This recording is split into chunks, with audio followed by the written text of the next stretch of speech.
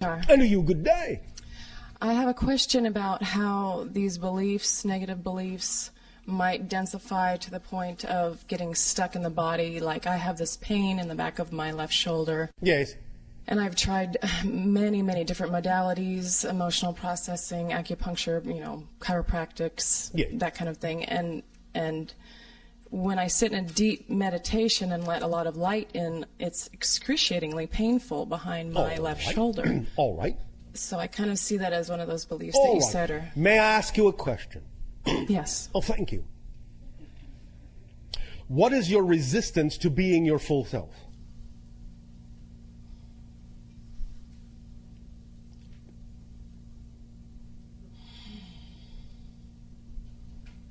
All right, I'll ask it another way.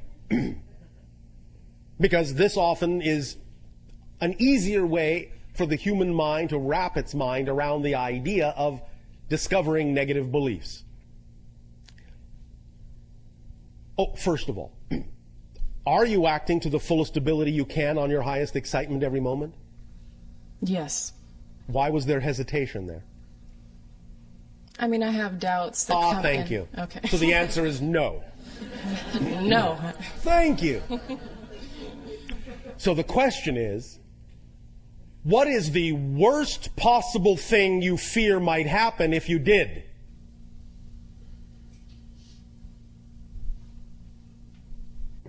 Oops.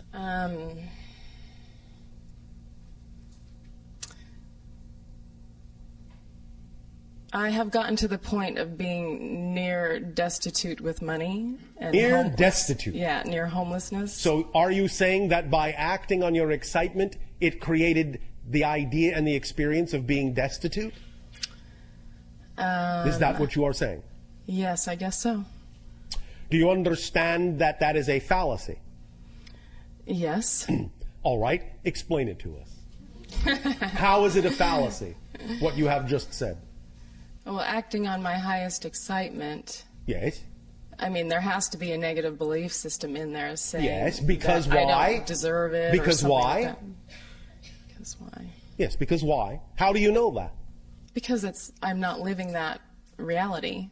Because if you are actually truly in your excitement, if you're actually truly in that vibration, if you're actually truly in that state of being, that state of being does not, by definition, contain an experience of destitution.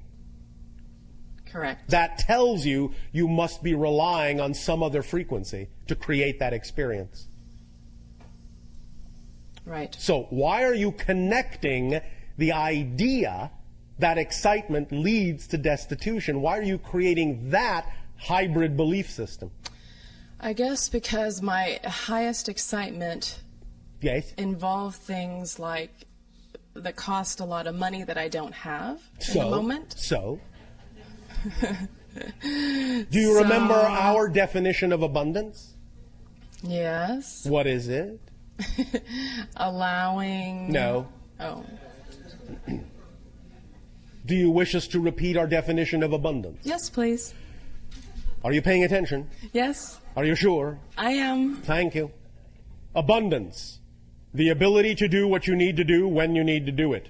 Period. What I need to do when I need to do it. Yes. The ability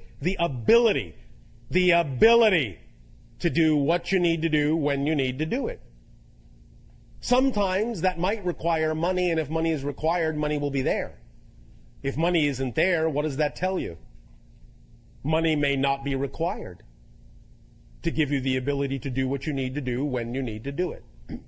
Now, we understand that money is one of the valid symbols of exchange and abundance on your planet, but it isn't the only one. Many times when you have been raised to believe that money is necessary to do certain things, you actually shortchange yourself by closing the doors through which other forms of abundance might actually have brought that ability to you. Do you understand this concept?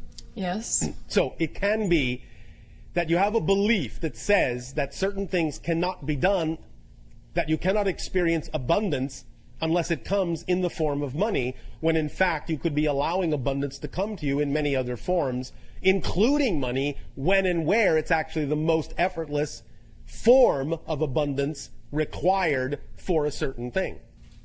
I have experienced that on many occasions. Yes. You know, following my excitement, whether it's walking in the woods Yes. or, you know, Yes. not taking a job, you know, when I'm Yes. scared that I need to or whatever. Yes, although you also want to pay attention to the fact that if you have belief systems that say that if you don't take the job, you will be destitute, that you will also create a self-fulfilling prophecy by not honoring that belief.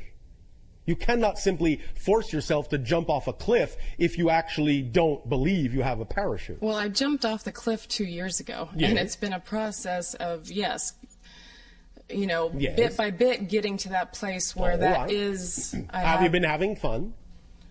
Yes, actually. All right. Yes. And a lot has manifested. You know, I've been to Peru, I've been to Hawaii, right. I've been, you know, blessed with a lot of... Did you always manifest money to allow those things to occur? No.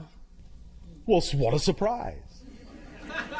So the question is, can you allow the belief systems, the positive belief systems that obviously work very well in certain areas of your life, to work in other areas of your life?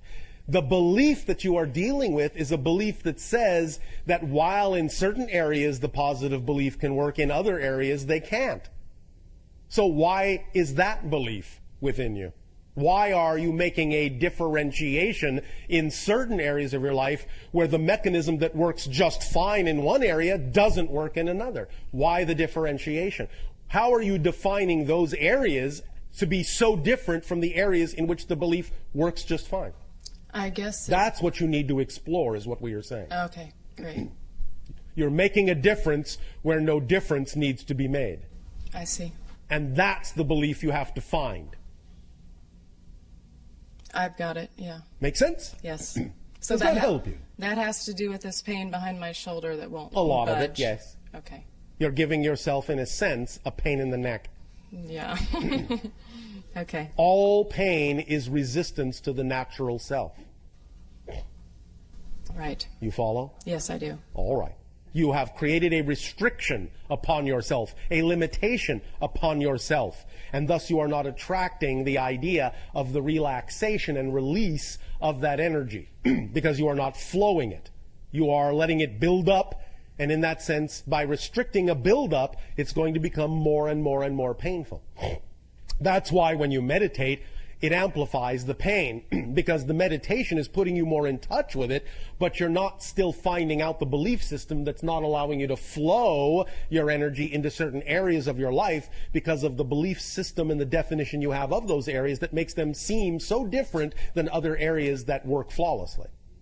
So when you find out why you are defining those areas as different and how you are defining them to be different, then your energy can flow in those areas now that you know that they don't have to be different, and the restriction will relax and the pain will ease, and you will attract things into your reality that will also help you alleviate the pain. Okay. Does that help you? Yes, very much. Thank you. Thank you.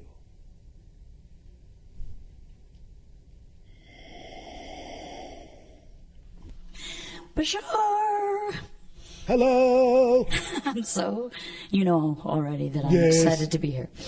So, a couple of general, sort of larger questions about the collective unconscious core beliefs. Yes. Well, I think it was Thoreau said the majority of men lead lives of quiet desperation. And All right. I'm just sort of wondering, as you are able to peruse the planet, Yes. what's the percentage right now of being locked into these negative beliefs that is bringing the planet into a more negative state? And It's how not that going into a more negative state. It is actually heading toward a more positive one by getting all the negativity out in the open and examining and dealing and integrating it. So this is a time of fleshing out of the negative. And As we have said, yes. your 2012 demarcation threshold is the time when the collective consciousness after that point will actually have slightly tipped the scales so that the collective energy of your planet will actually be slightly more positive after that date and can then snowball and expand and amplify from there. Now, this does not mean that the majority of people are experiencing positive energy. It simply means that the collective energy will be more positive. But the idea of that positive energy tipping the scales will actually come from a relatively small percentage of the population. The idea is that positive energy is integrative and expansive. So it doesn't take as many people staying in a positive state to actually tip the scales, even though there may be more people functioning in a negative state. Because people functioning in a negative state are not cohesive and don't add their energy. It's not, in that sense, cumulative. It's only individualized. So the idea is that there will be just enough positively oriented people on the planet after 2012 so that the collective energy will be generally positive, which will give the remaining negatively oriented people more opportunity to choose positive energy, but it doesn't necessarily mean that they have to. But what's going on is what you said. Many of the negative belief systems are being brought out into the open in a kind of flushing out system so that people can decide for themselves which way they would prefer to go, what kind of a world they would prefer to have. Sure. So obviously, microcosmically, that's what's happening as well. This is our period of cleansing internally. Yes. Yes. Okay. Thank you so much. Or at least your period of opportunity to cleanse. Whether you actually take the action to cleanse is still left up to each individual. Right. So may I ask another? That was a question. Whoops.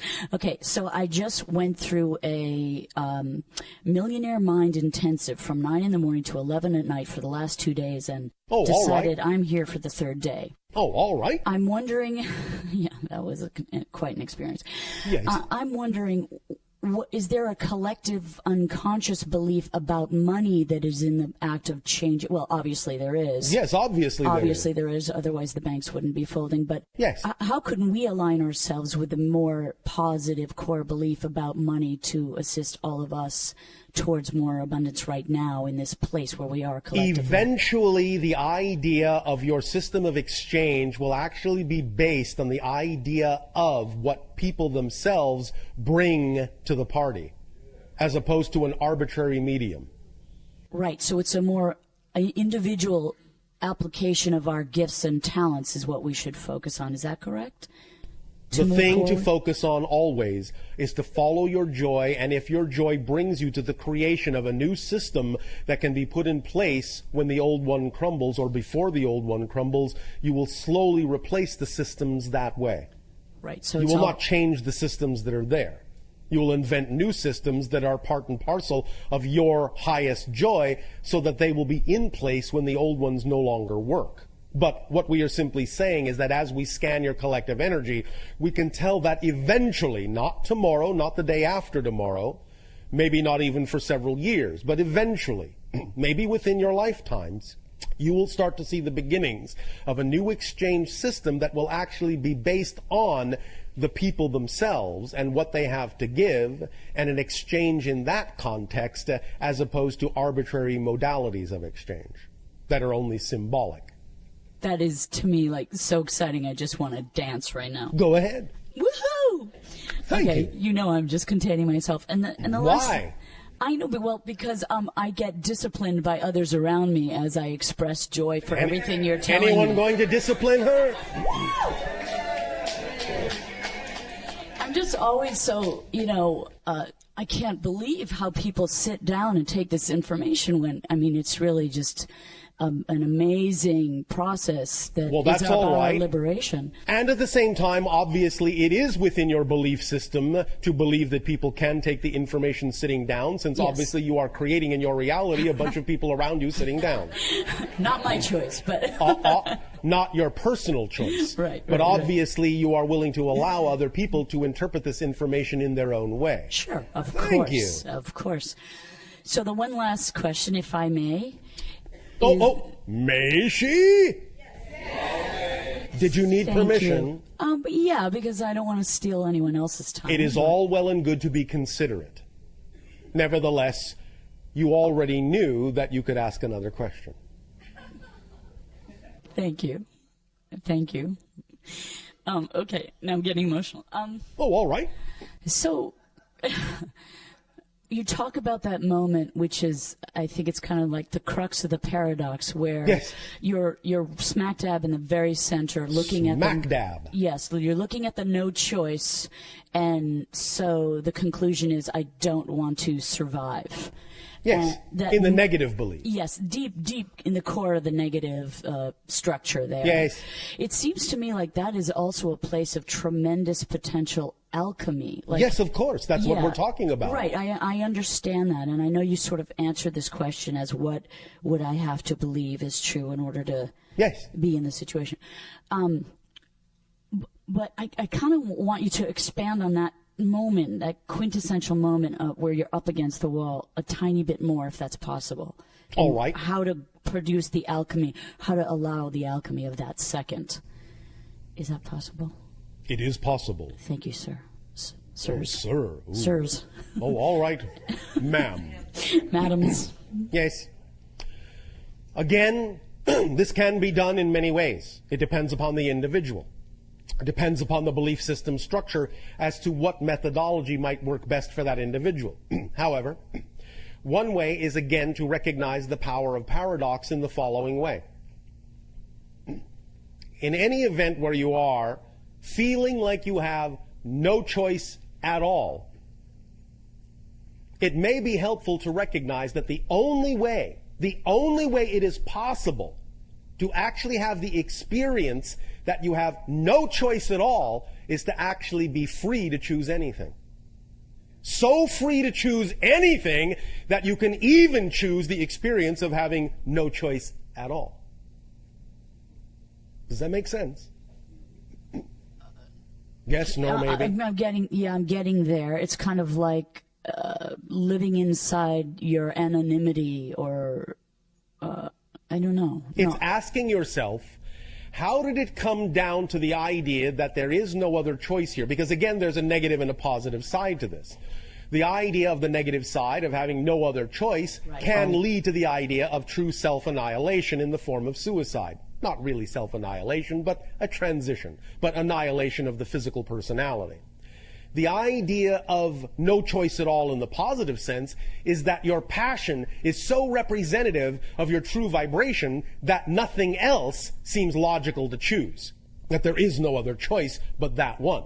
So you can look at it from both sides. Having no choice doesn't in and of itself need to be a negative thing. It can be a positive thing. So the first realization is that even the issue of having no choice can also be positive as well as negative. That can lead to the realization that if you are able, if you're capable of actually arriving at an experience where it seems like you have no choice at all in the negative sense, that the only way you could possibly be having that experience is if you had been given the choice to have that experience, which means you have other choices. Right, you have all choice, right? Yes. So that fine line is walking. It seems to me it's the same line, the line of no choice and all choice. You're as close. Let me put it another way. Let me put it in terms that might be considered somewhat scientific on your planet, using the vernacular, using the example that is referred to as entropy. The idea that your scientists have expressed is that when all things, shall we say, in the universe, in creation, give off their energy, give off all their energy, when everything breaks down so that there is no more exchange, no more difference between anything, when it's all homogeneous and no more energy exchange exists, no more action can occur, if you actually look at that state from another point of view, you will realize that once complete and total entropy and non-action has been achieved, everything is equal. There is no way to tell anything apart from anything else. Then in that state of being, anything goes. Which means that it can actually start to recrystallize. It can actually start to reclump. It can actually start to redifferentiate. So from absolute entropy, can actually come the seed of a new creation, the seed of a new Big Bang, so to speak. Because once you arrive at a place where everything is absolutely equalized, then anything can happen, because space and time, you don't know what direction anything is going in at all. It's all the same. So it might as well be going in any direction you prefer it to go in. And thus, by having that very thought, it brings everything into action following that thought, because that thought now is all there is for anything to take its cue from. Does that make sense? Yes. So when you arrive at the idea of having no choice, it's very similar to the idea of everything being equal, of not seeing any other direction to go in, because there is simply no other action to take. And when there is no action to take in any direction at all, then you can actually take any action you wish, because when there is no action to take, all the rules are gone. Everything is gone. There are no more limitations at all, whatsoever. So you can do anything from that point. So having no choice, paradoxically, means you have every choice. Because once you have no choice, there are no rules, there are no limitations. Is that why I personally straddle that line so much? Because I'm seeking this tremendous liberation? You are doing that particular balancing act as a exploration of a theme. Yes. Okay. Does that help you? Yes. When will it be over? Never. Why would you want it to be over? Does that mean that you are not allowing yourself to define this experience in a positive way?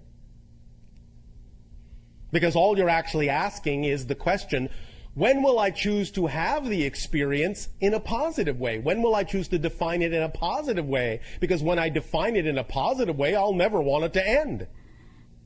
Yes, to live more in the infinity.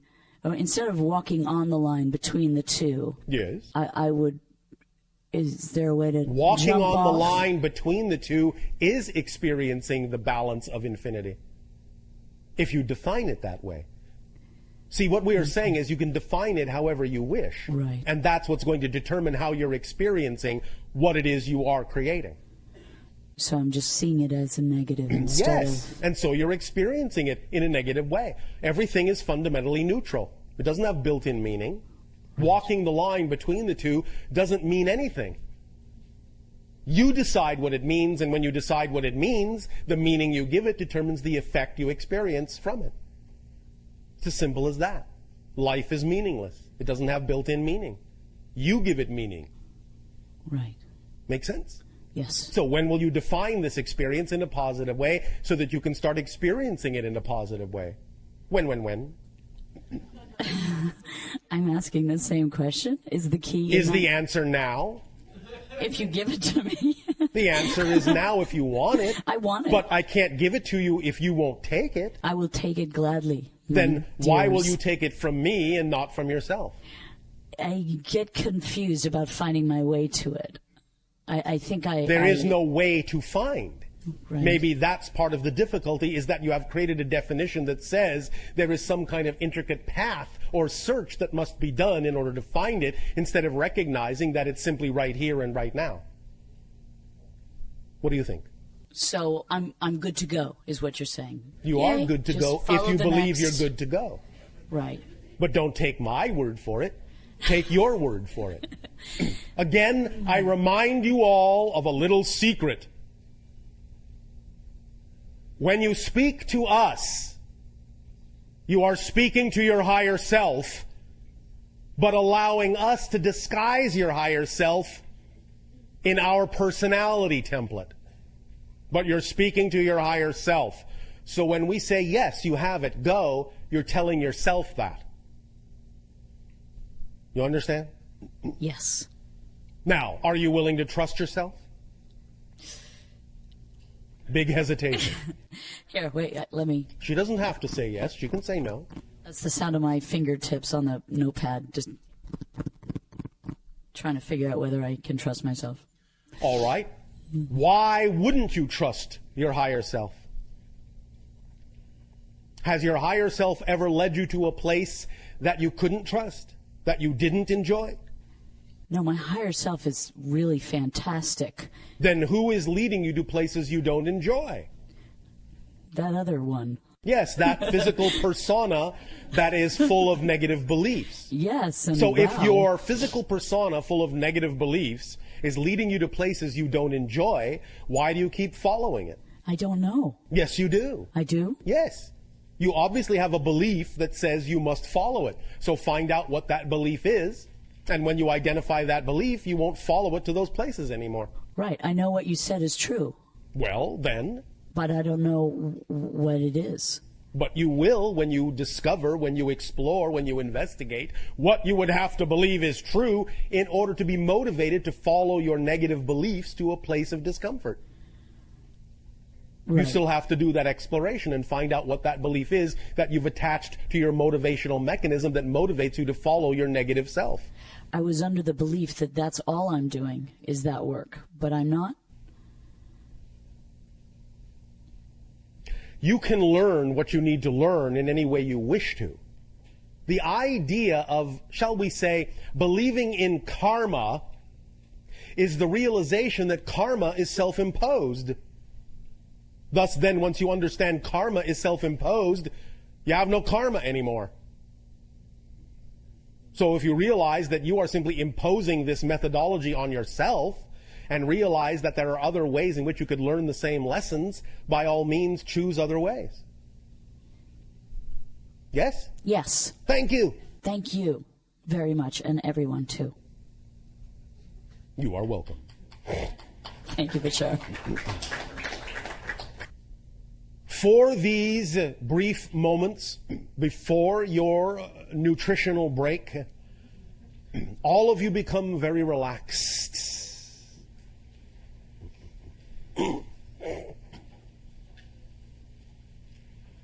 Close your eyes and take a deep breath in.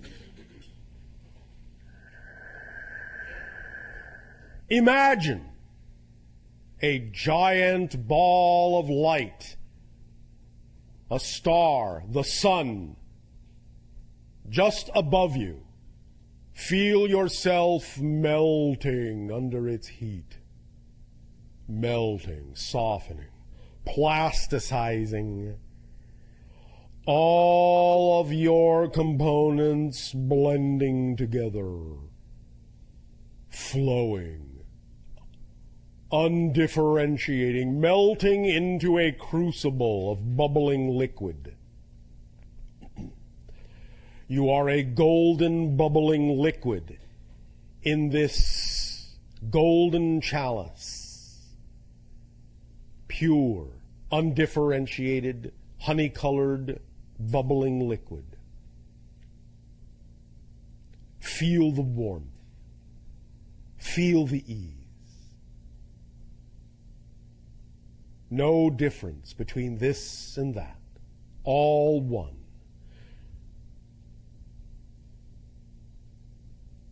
Bubbling, bubbling, bubbling.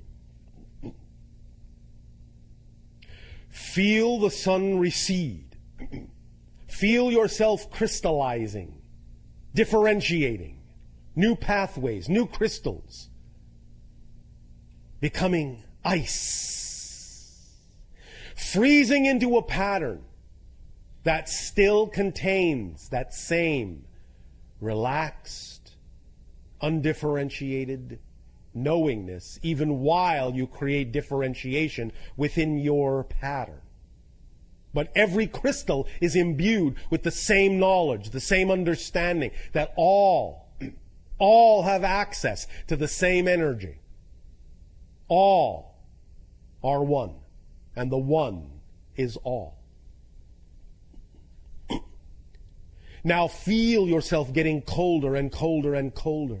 Feel yourself, this ice crystal in the blackness of space, crystallizing, crystallizing, crystallizing until you crack and shatter into 1,000 shards and go floating off in zero gravity in all different directions, glistening in the distant starlight, little pinpoints of ice crystal light floating off, floating off, floating off. until your crystals are evenly dispersed throughout the totality of the emptiness, of the blackness, of the void. And there is nothing but your crystals everywhere, equidistant, glistening, glistening, glistening. And then the light goes out. And then you suddenly awaken to the fact that you are a body in a world once again. Awakening from this dream, this expansive idea, this expansive reality is contained within you. In every cell, in every atom, in every subatomic particle. Breathe in the knowingness. Breathe it in, breathe it in, breathe it in. And as you exhale, exhale with certainty that you are not the same person that was here a moment ago. This is a new reality, a new person in a new reality. And as you shift moment to moment, new realities are created every moment. And it is always your choice to draw from that certainty, that knowingness, that interconnectedness of all things to create whatever reality you prefer, whatever belief you wish. Breathe it in. Moment to moment, every breath is a new universe, a new reality, moment to moment. Recognize the difference. Create the difference between the realities. The more degree of difference you design, the more you will know that you are changing your reality every moment. The only reason you don't know that now is because every reality you create is so similar to the last one.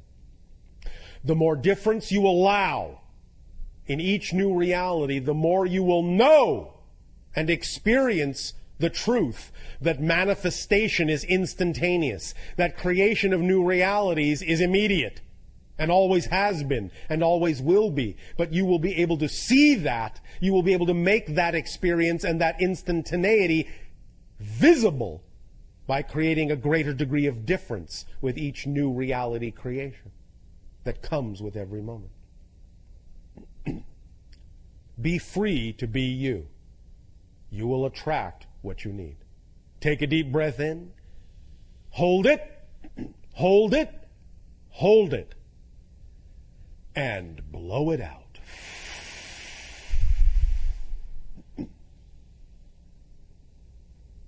Take a deep breath in. Hold it. Hold it. Hold it. And blow it out. And one more time. Take a deep breath in and hold it, hold it, hold it, hold it.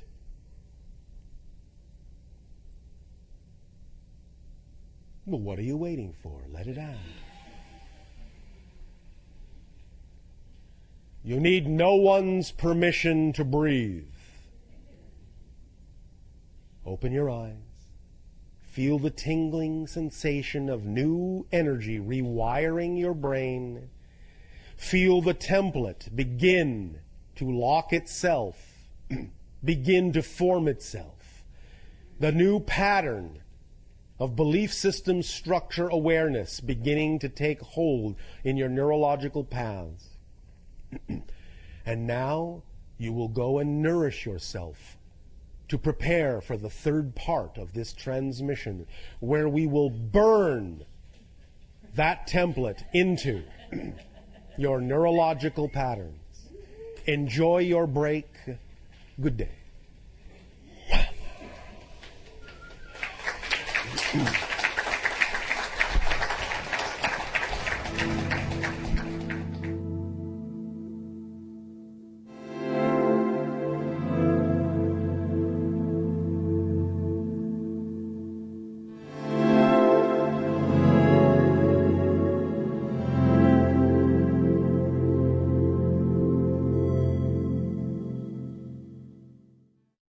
These 20 minutes, let us move to a different level of understanding of this leading edge and this wave of transformation. As we have said, obviously, wherever it is you decide to position yourself, either at the leading edge or in the wake, there will be consequences commensurate to whatever vibratory gradation you are choosing to reside in. I will now explain and describe one of the effects that is now going on relative to us and others like us with respect to this vibrational wave of your leading edge of critical mass consciousness. Some time ago, in terms of time as you count time, we told you that things would be speeding up, and that if you did not align yourself very rapidly with your true passion, it's not that you couldn't do it later, but that you would make it more difficult to do later because you would feel that you had to hurry up and catch up, and there would be more details for your rational mind to have to deal with and integrate in order for you to match the frequency of the now accelerating leading edge of that wave. Here is another example of what we mean by that, and why it is so important, if you wish to be true to yourself, to really let yourself go to ride that leading edge and not hang back. But again, it's up to you. But here is another effect with respect to us. You must understand, we have an agreement with your collective consciousness. In order for us to be able to interact with you in this way, in order for us to be able to impart these kinds of ideas and this kind of information to you and to share with you and discuss with you these notions, we have to abide by the vibrational agreement we have made. As you accelerate, and I know this is going to get a little bit heady, but follow along. It'll be worth it. As you accelerate, every moment you change, you are creating new parallel realities to go along with the change in you. Because every change is a total change, as we have said. And when you talk about total change, we mean universal change. So every change is a whole new parallel reality. Even if one parallel reality may be only different from another by one atom, it's still a completely different reality. Totally different. And as you change and as you make decisions, you go through, you bring yourself through a succession of parallel reality shifts so automatically, so smoothly, you don't even always recognize that that's what you're doing. But you see, movement itself, the perception of movement of any kind, is actually the perception of a succession of parallel realities. This is one reality. This is another. This is another. This is another. This is another. This is another. And in between those positions were an infinite number of other parallel realities that we have all just agreed to go through together. And so we all think we're all in the same room at the same time, and that nothing much has changed except maybe that it's getting a little bit closer to lunch. But you see, for as many of you as are quote-unquote in the room, there are that many rooms, literally distinctly different rooms. And each of you is actually creating that room and all the people in it in your universe, just as someone else is agreeing to create that room and all the people in it in their universe. And those two points of view will actually not only be slightly different as points of view, they will not actually be different points of view of the same room at all. They will be points of view of completely different parallel reality rooms. The only reason you have a common experience at all is that you agree to in any way, shape, or form. But here is the thing. As you upgrade, as you levitate your frequency, as you raise it up and enlighten yourself and create parallel realities, shift yourself to parallel realities that are more representative of that change, then as we have said, certain things will no longer be experienced or perceived by you because they are simply no longer of the vibration of the new reality you have shifted to. This, we believe, we think, we suppose, we assume, you all kind of get. But what you may not realize is that our agreement with your higher consciousness allows us to interact with you in certain ways on certain levels. But when you shift yourself to another level, you are then allowed to perceive that aspect of us that has made the agreement to interact with you on that level. But if you don't shift to that level, you will not perceive that aspect of us that has agreed to interact with anyone on that level. And as things change, and as the leading edge of your collective consciousness moves forward toward critical mass, a lot of the positions farther down the line in the wake of the leading edge are vibrationally no longer representative of our ability to interact. And so, for anyone staying in those vibrations, we and all such information will begin to unplug and disappear from your reality as we move up the line. That's why we urge you to keep pace with us. Because if you experience that sensation of being left behind, it's not because we're leaving you behind. It's because you're choosing to be left behind. Because we are not in control of this. You are. It's your consciousness determining these different gradients within the collective wake behind the leading edge. We cannot and are not allowed to and are not in control of interacting at those points farther down the line anymore. We have no say in it. When your collective consciousness determines that somewhere far down the wake is no longer vibrationally conducive to the vibration of our interaction with your consciousness in that state, then it is your collective consciousness that is making that reality experience happen. We cannot control that. We do not control that. We are not leaving anyone behind. You are choosing to be left behind if you no longer experience us or information of this nature in those states. That's why we urge you, come with us, come with us. We are always inviting you to come with us. But coming with us means you must change. Because where we are all going, the you have been cannot exist. So we are constantly inviting you to come with us. If you don't come with us, it's not because we have left you out. It's because you have. We don't wish you to.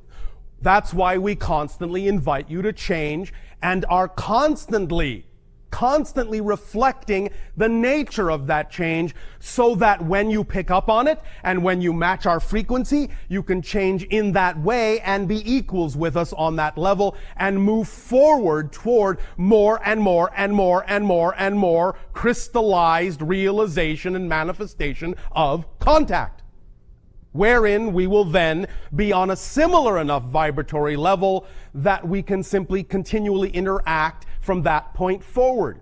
But if you don't move forward through what you may perceive to be changes you don't want, you will not be able to actually experience that reality, and you will no longer be able to experience us or anything like us, because we will simply no longer be germane for the gradient in which you have chosen to remain. Ooh, that rhymed. This is the nature of our agreement with your collective consciousness. So it's out of our hands, and that's why we've always said it's completely up to you. Completely up to you. But things are accelerating. Things are changing.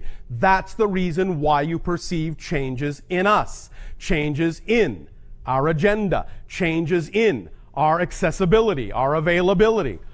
Come with us. Come with us and learn new ways of accessing what we are, what you are, what the universe is. And then you will know you are never cut off. You are never left behind. You are never out of touch if you don't prefer to be.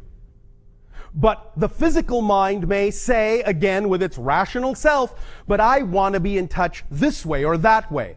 But that may not be conducive to the leading edge.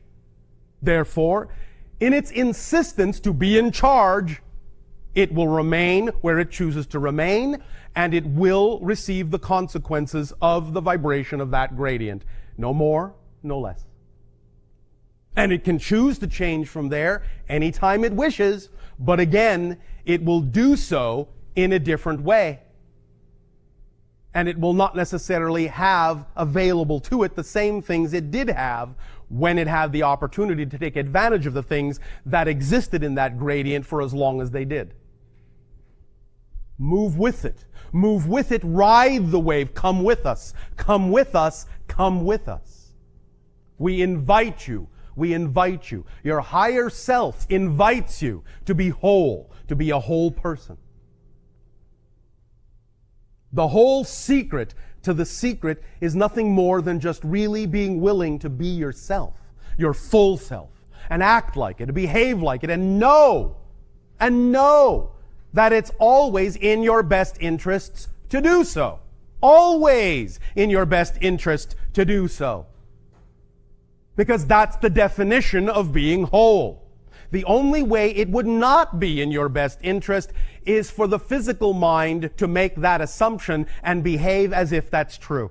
And of course, if the physical mind believes that's true, then for the physical person, it will be true.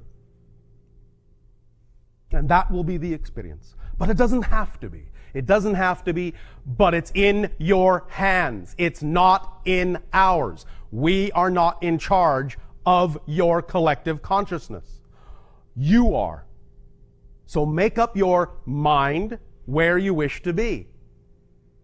Remember who you are. Remember that you are equal. Let go of the reasons you are not.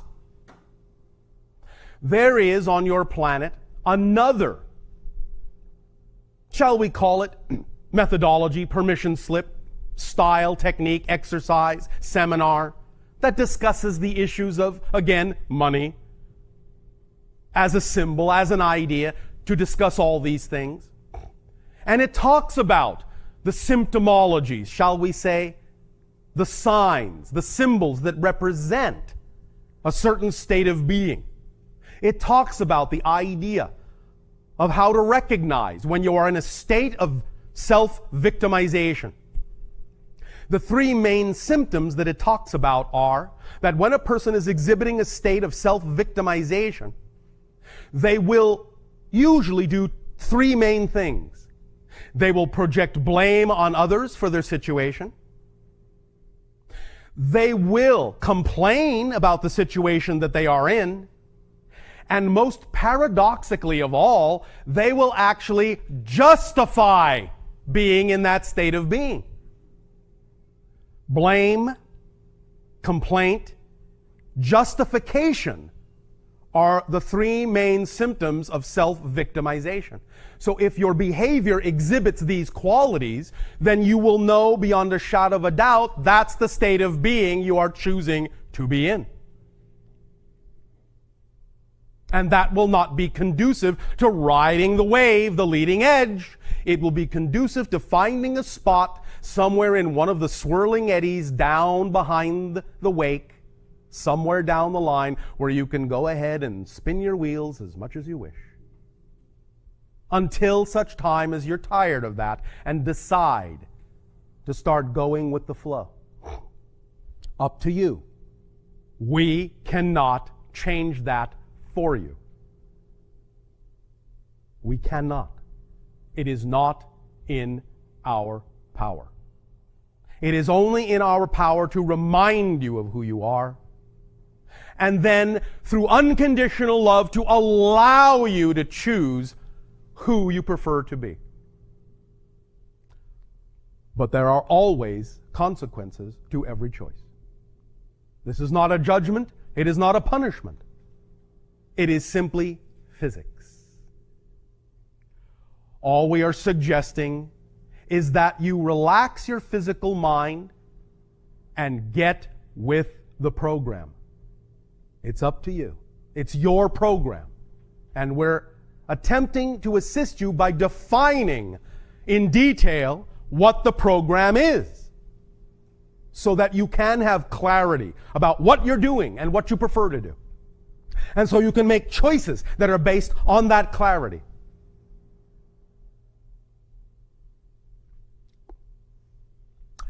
After your lunch break, we will continue to discuss the notion of the difference between circumstances and state of being, the profound difference between these two concepts, and how to use it in a way that will serve you. And also, we will invite question, discussion on these subjects so that you, if you have anything rattling around in your physical mind that wasn't clear to you, either in the recording or in what we have now said, that you can bring it up, because we know those questions are there. He said this, she said this. What does that mean? I didn't think it was that way. What about this? What about that? Yes, all of that after your lunch break. So gather your minds, gather your questions, gather your discussions if you have them during your lunch. Enjoy it, relax with it, absorb it, and love yourselves, love yourselves, love yourselves. We will resume this transmission after your break. We thank you. Enjoy.